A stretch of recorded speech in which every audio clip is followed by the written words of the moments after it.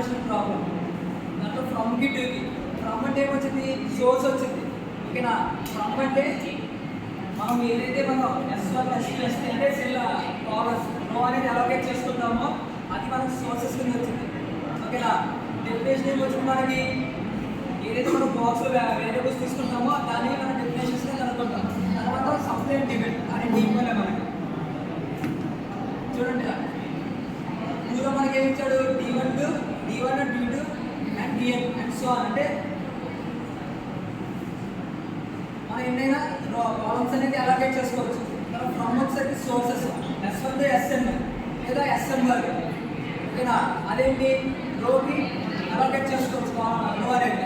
తర్వాత సప్లై వచ్చేసరికి మనం ఏదైతే వేరియబుల్స్ తీసుకుంటూ ఉంటామో సేమ్ చేసుకుంటూ దాన్ని సప్లై అవ్వాలి. తర్వాత డిమాండ్, ఈ సప్లై డిమాండ్ అనేది రెండు ఈక్వల్ అవ్వాలి. ఏంటి మనం టోటల్గా మనం ఈ ప్రాబ్లం చేసామంటే టోటల్ కాస్ట్ అనేది మనం మినిమం అవ్వాలి.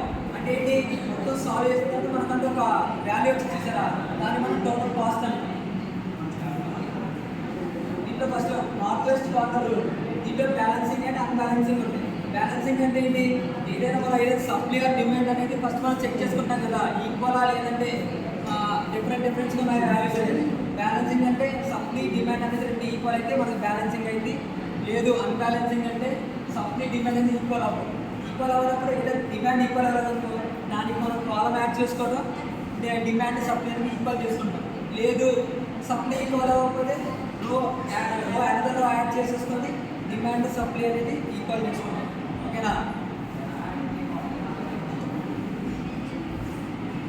ఈ నెంబర్స్ తీసుకుందామా వేరే నెంబర్స్ తీసుకుందామా, తీసుకుందామా సరే.